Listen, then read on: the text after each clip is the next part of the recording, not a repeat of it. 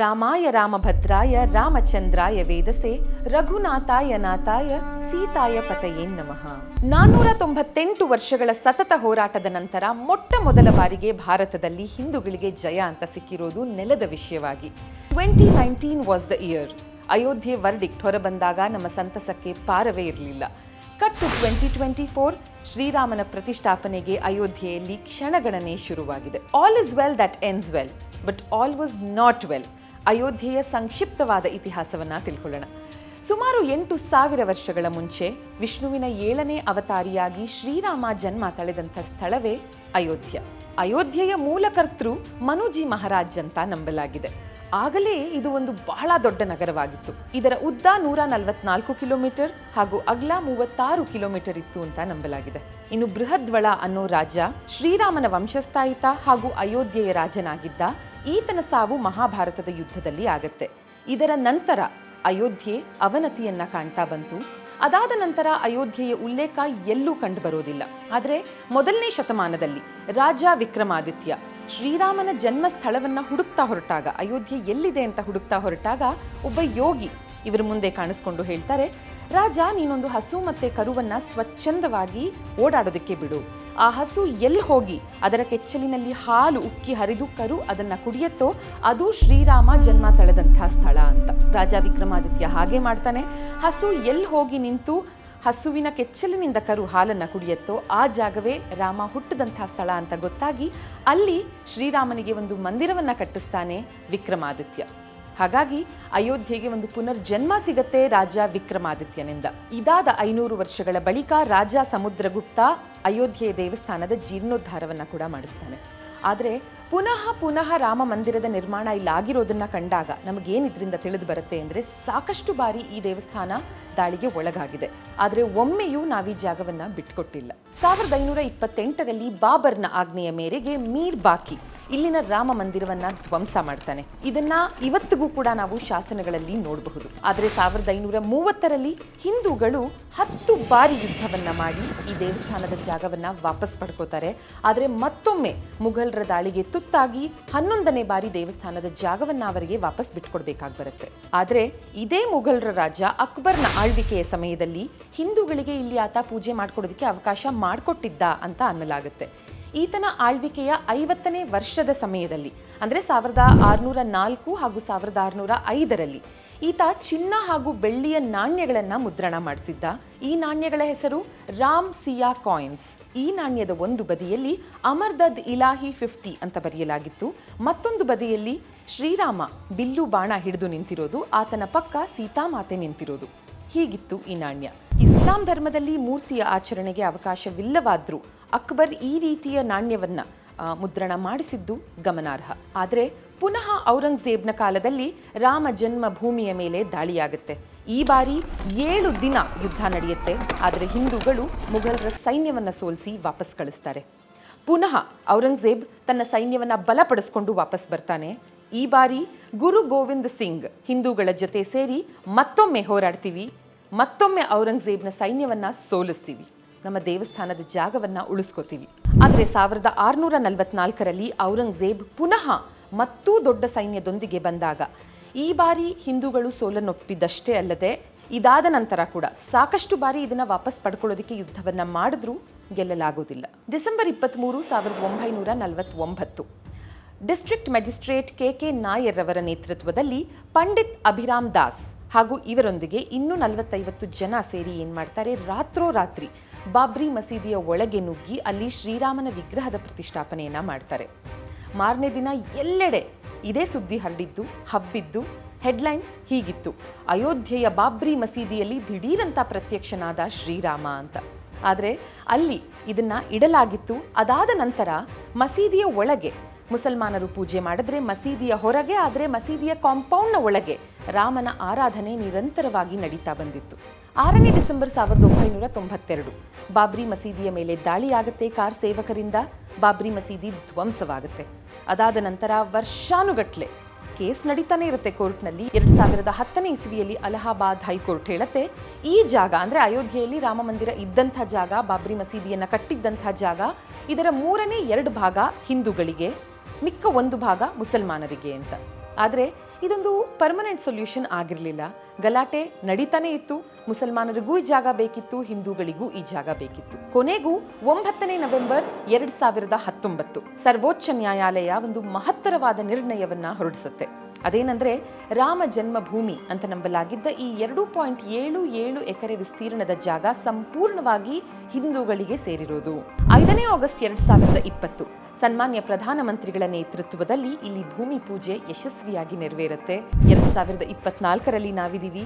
ಕ್ಷಣಗಣನೆ ಪ್ರಾರಂಭವಾಗಿದೆ ಶ್ರೀರಾಮನ ಪ್ರತಿಷ್ಠಾಪನೆಗೆ ಅಯೋಧ್ಯೆಯಲ್ಲಿ. ಅಂಡ್ ದ ಡೇಟ್ ಇಸ್ ಜನವರಿ 22, 2024. ಭಾರತೀಯರಾಗಿ ನಾವೆಲ್ಲರೂ ಕಾಯ್ತಾ ಇರುವಂತಹ ದಿನ. ಶ್ರೀರಾಮ ಮಾತ್ರ ತನ್ನ ಜೀವನದಲ್ಲಿ ಸವಾಲುಗಳನ್ನು ಎದುರಿಸಲಿಲ್ಲ. ರಾಮ ಜನ್ಮಭೂಮಿ ಕೂಡ ಸಾಕಷ್ಟು ಕಷ್ಟಗಳನ್ನು ಎದುರಿಸ್ತಾ, ಆತನ ಭಕ್ತಾದಿಗಳು ಕೂಡ ಕಳೆದ 500 ವರ್ಷಗಳಲ್ಲಿ ಸಾಕಷ್ಟು ಸಂಕಷ್ಟಗಳನ್ನು ನೋಡ್ತಾ, ಆದರೂ ನೂರಾರು ಸಾವಿರಾರು ಭಕ್ತಾದಿಗಳು ಛಲ ಬಿಡದ ತ್ರಿವಿಕ್ರಮರ ಹಾಗೆ ಹೋರಾಡಿದಂತಹ ಸಾಕಷ್ಟು ಹೋರಾಟಗಾರರು ಎಲ್ಲರಿಗೂ ಇಲ್ಲಿಂದಲೇ ನನ್ನದೊಂದು ನಮನ. ನೋಡಿ, ಅಯೋಧ್ಯೆಯ ರಾಮ ಮಂದಿರ 1528ರಲ್ಲಿ ಧ್ವಂಸವಾಗುತ್ತೆ. ಆದರೆ ಬಾಬ್ರಿ ಮಸೀದಿಯ ನಿರ್ಮಾಣವಾಗಿದ್ದು 1858ರಲ್ಲಿ. ಇದಕ್ಕೂ ಮುಂಚೆ ಇಲ್ಲಿ ಮಸೀದಿ ಇತ್ತು, ನಾವಿಲ್ಲಿ ಪೂಜೆಯನ್ನು ಸಲ್ಲಿಸ್ತಾ ಇದ್ವಿ ಅನ್ನೋದಕ್ಕೆ ಮುಸಲ್ಮಾನರು ಯಾವುದೇ ದಾಖಲೆಗಳನ್ನ ಕೋರ್ಟ್ನಲ್ಲಿ ಸಲ್ಲಿಸೋದಕ್ಕೆ ಆಗಲಿಲ್ಲ. ಯಾಕಂದ್ರೆ ಆ ಸಮಯದಲ್ಲಿ ಅಲ್ಲಿ ನಿರಂತರವಾಗಿ ಕಿತ್ತಾಟ ನಡೀತಾನೆ ಇತ್ತು, ಜಾಗ ನಮ್ಮದು ಅನ್ನೋದಕ್ಕೆ. ನೋಡಿ, ಹಿಂದೂ ಮುಸ್ಲಿಂ ಜಗಳ ಹೊಸದಲ್ಲ. ಆದರೆ ಈ ಜಗಳದ ಮಧ್ಯೆ ಕೂಡ ನ್ಯಾಯಯುತವಾಗಿ ಯಾರಿಗೆ ಈ ಜಾಗ ಸಲ್ಲಬೇಕೋ ಅವ್ರಿಗೆ ಇದು ಸೇರಬೇಕು ಅಂತ ಹೋರಾಡಿದಂತಹ ಸಾಕಷ್ಟು ಮಹನೀಯರನ್ನು ನಾವು ನೆನೆಸ್ಕೊಳ್ಳೇಬೇಕು.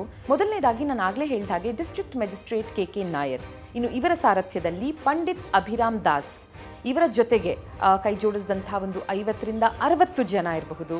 ಮಸೀದಿಯ ಒಳಗೆ ರಾಮನ ಪ್ರತಿಷ್ಠಾಪನೆಯನ್ನು ಮಾಡಿದ್ರು ಅಂತ ಹೇಳಿದ್ನಲ್ಲ, ಅದಾದ ನಂತರ ಪ್ರತಿನಿತ್ಯ ಅಲ್ಲಿ ಹೋಗಿ ಪೂಜೆ ಮಾಡ್ತಾ ಇದ್ದವರು. ಇನ್ನು ಅಯೋಧ್ಯೆಯಲ್ಲಿ ರಾಮ ಮಂದಿರ ಇತ್ತು ಅಂತ ಪ್ರೂವ್ ಮಾಡೋದಕ್ಕಂತ ಆರ್ಕಿಯಾಲಜಿಕಲ್ ಸರ್ವೆ ಆಫ್ ಇಂಡಿಯಾ 2 ಬಾರಿ ಎಕ್ಸ್ಕವೇಷನ್, ದಟ್ಸ್ ಉತ್ಖನನವನ್ನ ಮಾಡುತ್ತೆ. ಇದರಲ್ಲಿ ಒಂದು ವಿಷಯವನ್ನು ನಾವು ಗಮನಿಸಬೇಕು. ಇಡೀ ಅಯೋಧ್ಯೆಯ ರಾಮ ಮಂದಿರದ ಉತ್ಖನನ ಇದನ್ನ ಮಾಡಿದಂಥ ಟೀಮಲ್ಲಿ, ಇಡೀ ತಂಡದಲ್ಲಿ ಇದ್ದಂಥ ಏಕೈಕ ಮುಸ್ಲಿಂ ಕೆ ಮೊಹಮ್ಮದ್. ಇವರು ಕೂಡ ಹಿಂದೂಗಳ ಪರವಾಗಿ ನಿಂತು ಹೇಳಿದ್ರು, ಮುಸಲ್ಮಾನರು ತಾವೇ ಸ್ವತಃ ಈ ಜಾಗವನ್ನು ಬಿಟ್ಕೊಡ್ಬೇಕು ಹಿಂದೂಗಳಿಗೆ, ಯಾಕಂದ್ರೆ ನಿಜವಾಗ್ಲೂ ಇದು ಅವರಿಗೆ ಸೇರಿದ್ದು. ಇದಕ್ಕೆ ಸಾಕಷ್ಟು ಪುರಾವೆಗಳು, ಆಧಾರಗಳು ನಮಗೆ ಸಿಗ್ತಾ ಹೋಗಿದೆ ಅಂತ. ಇನ್ಫ್ಯಾಕ್ಟ್ ಇವರಿಗೆ ಹೊರಗೆ ಸಾಕಷ್ಟು ಬೆದರಿಕೆಗಳು ಕೂಡ ಬಂತು. ಆದರೂ ಜಾತಿ ಮೊದಲಲ್ಲ, ನನ್ನ ದೇಶ ನನಗೆ ಮೊದಲು, ಏನು ಸರಿಯಾಗಿದೆಯೋ ನಾನು ಅದನ್ನೇ ಮಾಡ್ತಿದ್ದೀನಿ ಅಂತ ಹೇಳಿ ತಮ್ಮ ನಿಲುವಿಗೆ ಇವರು ಬದ್ಧರಾಗಿ ನಿಂತರು. ಅಷ್ಟು ಮಾತ್ರ ಅಲ್ಲ, ಇನ್ನೊಂದು ಗಮನಾರ್ಹ ವಿಷಯ ಏನಂದ್ರೆ, ಸುಪ್ರೀಂ ಕೋರ್ಟ್ 2019 ಇಸ್ವಿಯಲ್ಲಿ ಈ ಜಡ್ಜ್ಮೆಂಟ್, ಅಯೋಧ್ಯ ವರ್ಡಿಕ್ಟ್ ಇದನ್ನು ಪಾಸ್ ಮಾಡಿದಾಗ 5 ಜನ ನ್ಯಾಯಾಧೀಶರಿದ್ದಂತಹ ಬೆಂಚ್, ಅದರಲ್ಲಿ ಒಬ್ಬರ ಹೆಸರನ್ನ ನಾವಿಲ್ಲಿ ಹೇಳಲೇಬೇಕು, ಜಸ್ಟಿಸ್ ಎಸ್ ಅಬ್ದುಲ್ ನಜೀರ್. ಹಾಗಾಗಿ ನ್ಯಾಯದ ಪರ ಜಾತಿ ಅನ್ನೋ ಭೇದಾಭಾವ ನೋಡದೆ, ಆ ಭೇದಾಭಾವ ಮಾಡದೆ ನಿಂತಂಥವರು ಸಾಕಷ್ಟು ಜನ ಇದ್ದಾರೆ. ಇನ್ನು ಸ್ವಾತಂತ್ರ್ಯದ ನಂತರ ಜವಾಹರ್ಲಾಲ್ ನೆಹರೂರವರ ಆಡಳಿತಾವಧಿಯಲ್ಲಿನ ಟೆಂಪಲ್ಸ್ ಆಫ್ ಮಾಡರ್ನ್ ಇಂಡಿಯಾ ಪುನಃ ರಾಮ ಮಂದಿರ ನಮಗೇ ಸಿಗಬಹುದೇನೋ ಅನ್ನೋ ಆಸೆಯನ್ನ ಜನರ ಮನಸ್ಸಲ್ಲಿ ಹುಟ್ಟಿಸ್ತು. ಆದರೆ ಇದಕ್ಕೆ ನಾವು 1980 ಇಸ್ವಿಯವರೆಗೂ ಕಾಯಬೇಕಾಗತ್ತೆ. RSSನ ಸ್ಟ್ರಾಂಗ್ ಬ್ಯಾಕ್ಗ್ರೌಂಡ್ ಹಾಗೂ ಐಡಿಯಾಲಜಿಯನ್ನು ಹೊಂದಿದ್ದಂಥ ಅಟಲ್ ಬಿಹಾರಿ ವಾಜಪೇಯಿ ರವರ ಹಿಂದೂ ತನ್ ಮನ್, मैं तो समाज की थाती हूँ, मैं तो समाज का हूँ सेवक, मैं तो समष्टि के लिए व्यष्टि का कर सकता बलिदान अब है, हिंदू तन मन हिंदू जीवन, रग रग हिंदू मेरा. ಈ ಒಂದು ಪದ್ಯ ಮತ್ತೊಮ್ಮೆ ನಮ್ಮೆಲ್ಲರ ಮನಸ್ಸಿನಲ್ಲಿ ಆಸೆ ಹುಟ್ಟಿಸಿದ ಮಾತ್ರ ಅಲ್ಲ, ಈ ಬಾರಿ ಖಂಡಿತ ದೇವಸ್ಥಾನದ ಜಾಗ ನಮಗೆ ಸಿಗತ್ತೆ ಅಂತ ಜನ ಬಲವಾಗಿ ನಂಬ್ತಾರೆ. ಅಟಲ್ ಬಿಹಾರಿ ವಾಜಪೇಯಿರವರು ಲಾಲ್ ಕೃಷ್ಣ ಅದ್ವಾನಿಯವರಿಗೆ ದಾರಿ ಮಾಡಿಕೊಡ್ತಾರೆ. ಅವರ ಒಂದು ಘೋಷಣೆ ಬಹಳ ಪ್ರಸಿದ್ಧಿಯನ್ನು ಪಡೆದಿತ್ತು. ಅದುವೇ ಮಂದಿರ್ ವಹಿ ಬನಾಯೆಂಗೆ, ಅಂದರೆ ಬಾಬ್ರಿ ಮಸೀದಿಯನ್ನು ಧ್ವಂಸ ಮಾಡಿದ ಇದೇ ಜಾಗದಲ್ಲಿ, ಇದು ಶ್ರೀರಾಮನ ಜನ್ಮಸ್ಥಾನ ಅಂತ ನಾವು ಏನು ನಂಬಿದ್ದೀವಿ, ಇದೇ ಜಾಗದಲ್ಲೇ ಮಂದಿರವನ್ನು ಕಟ್ತೀವಿ. ಇದು ಜನರ ಮನಸ್ಸಿನಲ್ಲಿ ಇಲ್ಲಿ ರಾಮ ಮಂದಿರದ ನಿರ್ಮಾಣ ಆಗೇ ಆಗತ್ತೆ ಅನ್ನೋ ಕನಸನ್ನ ಬಲವಾಗಿ ನೆಲೆಯೂರೋ ಹಾಗೆ ಮಾಡುತ್ತೆ. ರಾಮಯಾತ್ರೆಗೆ ಚಾಲನೆ ಏನೋ ಸಿಕ್ತು, ಆದರೆ 1990ರ LK ಅದ್ವಾನಿಯವರ ಈ ಹೋರಾಟದ ಸಮಯದಲ್ಲಿ ದೇಶದಾದ್ಯಂತ 2000ಕ್ಕೂ ಹೆಚ್ಚು ಜನ ಸಾವನ್ನಪ್ತಾರೆ. ಹಾಗಾಗಿ ಲಾಲ್ ಕೃಷ್ಣ ಅದ್ವಾನಿಯವರನ್ನ ಅರೆಸ್ಟ್ ಕೂಡ ಮಾಡಲಾಗಿತ್ತು. ಆನಂತರ ಬಿಡುಗಡೆ ಆಗುತ್ತೆ, ಆದರೆ ಹೋರಾಟ ಕೂಡ ಮುಂದುವರಿಯುತ್ತೆ, ನಿಧಾನಗತಿಯಲ್ಲ, ಈಗ ಬಹು ವೇಗವಾಗಿ. ಎಕ್ಸ್ಪರ್ಟ್ಸ್ಗಳು ಅಥವಾ ಆರ್ಕಿಯಾಲಜಿಕಲ್ ಸರ್ವೆ ಆಫ್ ಇಂಡಿಯಾದ ಈ ಉತ್ಖನನದಲ್ಲಿ ಭಾಗಿಯಾದಂಥವರ ಮಾತನ್ನು ಕೇಳಿದಾಗ ಅವರೆಲ್ಲ ಹೇಳೋದು ಒಂದೇ, ಈ ಜಸ್ಟಿಸ್ 2019ರಲ್ಲಿ ಏನು ಅಯೋಧ್ಯೆ ವರ್ಡಿಕ್ಟ್ ಬಂತು, ಇದು ಯಾವಾಗಲೂ ಬರಬೇಕಿತ್ತು. ಯಾಕಂದರೆ ಪುರಾವೆಗಳು, ಸಾಕ್ಷಿ ಆಧಾರಗಳು ಯಾವತ್ತೋ ನಮ್ಮ ಬಳಿ ಇತ್ತು, ಆದರೆ ತಡವಾಗಿ ನಮಗೆ ಜಸ್ಟಿಸ್ ಸಿಕ್ಕಿದೆ. Justice delayed is justice denied ಅನ್ನೋ ಒಂದು ಮಾತಿದೆ. ಆದರೆ ಬಹು ಸಂತಸದ ವಿಷಯ ಏನಂದ್ರೆ ರಾಮ ಮಂದಿರದ ವಿಷಯದಲ್ಲಿ ಹೀಗೆ ಆಗಲಿಲ್ಲ ಅನ್ನೋದು. Justice delayed always is not justice denied. 2019ರಲ್ಲಿ ಸುಪ್ರೀಂ ಕೋರ್ಟ್ನ ಮಹತ್ತರವಾದ ನಿರ್ಧಾರದಿಂದ ಕಟ್ ಟು 2024 ರಾಮ ಮಂದಿರದಲ್ಲಿ ಶ್ರೀರಾಮನ ಪ್ರತಿಷ್ಠಾಪನೆಗೆ ಕ್ಷಣಗಣನೆ ಪ್ರಾರಂಭವಾಗಿದ್ದು ದ ರೆಸ್ಟ್ ಇಸ್ ಹಿಸ್ಟ್ರಿ. 1992ರಲ್ಲಿ ಅಯೋಧ್ಯೆಯಲ್ಲಿದ್ದ ಬಾಬ್ರಿ ಮಸೀದಿಯ ಧ್ವಂಸಕ್ಕೆ ನ್ಯಾಯ ಕೊಡಬೇಕು ಅನ್ನೋ ಸಲುವಾಗಿ ಸುಪ್ರೀಂ ಕೋರ್ಟ್ ಅಯೋಧ್ಯೆಯ ಧನ್ನಿಪುರ್ ಅನ್ನೋ ಹಳ್ಳಿಯಲ್ಲಿ ಮುಸಲ್ಮಾನರಿಗೆ ಮಸೀದಿಯನ್ನು ಕಟ್ಟೋದಕ್ಕೆ 5 ಎಕರೆ ಜಾಗವನ್ನು ಕೂಡ ಕೊಡುತ್ತೆ. ಅಲ್ಲಿಗೆ ಎಲ್ಲರೂ ಖುಷಿಯಾಗಿದ್ದಾರೆ. ಇವಾಗ ಒಂದು ಕಡೆ ಅಯೋಧ್ಯೆಯಲ್ಲಿ ಶ್ರೀರಾಮ ಮಂದಿರದ ನಿರ್ಮಾಣ, ಆ ಕಡೆ ಬಾಬ್ರಿ ಮಸೀದಿ ಇದ್ದ ಜಾಗ ನಮ್ಮದು ಅಂತಿದ್ದವರಿಗೆ 5 ಎಕರೆ ಜಾಗ ಕೂಡ ಸಿಕ್ಕಿದೆ. ಆದರೆ ಬಾಬ್ರಿ ಮಸೀದಿ ಇದ್ದ ಜಾಗದಲ್ಲಿ ನಮ್ಮ ಶ್ರೀರಾಮ ಮಂದಿರ ಇತ್ತು ಅನ್ನೋದು ಎಲ್ಲರಿಗೂ ಗೊತ್ತಾಗಿದೆ. ಸುಪ್ರೀಂ ಕೋರ್ಟ್ ಕೂಡ ಸಾಕಷ್ಟು ಪುರಾವೆಗಳನ್ನು ಸಂಗ್ರಹಿಸಿ ಒಂದು ಮಹತ್ತರವಾದ ನಿರ್ಧಾರವನ್ನು ಹೊರಡಿಸ್ತು. ಆದರೆ ಇದಕ್ಕಿದ್ದಂಥ ಪುರಾವೆಗಳು ಏನೇನು, ನಿಜಕ್ಕೂ ಅಲ್ಲಿ ಶ್ರೀರಾಮ ಮಂದಿರ ಇತ್ತು ಅನ್ನೋದಕ್ಕೆ ಇರುವಂಥ ಬಲವಾದ ಪುರಾವೆಗಳು, ಇದ್ರ ಬಗ್ಗೆ ಮುಂದಿನ ಎಪಿಸೋಡಲ್ಲಿ ನಾನು ನಿಮಗೆ ತಿಳಿಸ್ಕೊಡ್ತೀನಿ. ಅಷ್ಟು ಮಾತ್ರ ಅಲ್ಲ, ಇವತ್ತಿನ ದಿನ ರಾಮ ಜನ್ಮಭೂಮಿಯಲ್ಲಿ ನಿರ್ಮಾಣವಾಗಿರುವಂಥ ಶ್ರೀರಾಮನ ದೇವಸ್ಥಾನ ಭಾರತದ ಮಿಕ್ಕೆಲ್ಲ ದೇವಸ್ಥಾನಗಳಿಗಿಂತ ಯಾವೆಲ್ಲ ರೀತಿಯಲ್ಲಿ ಇದು ಬಹು ವಿಭಿನ್ನವಾಗಿದೆ ತಿಳಿಸ್ಕೊಡ್ತೀನಿ. ಜೈ ಶ್ರೀರಾಮ್.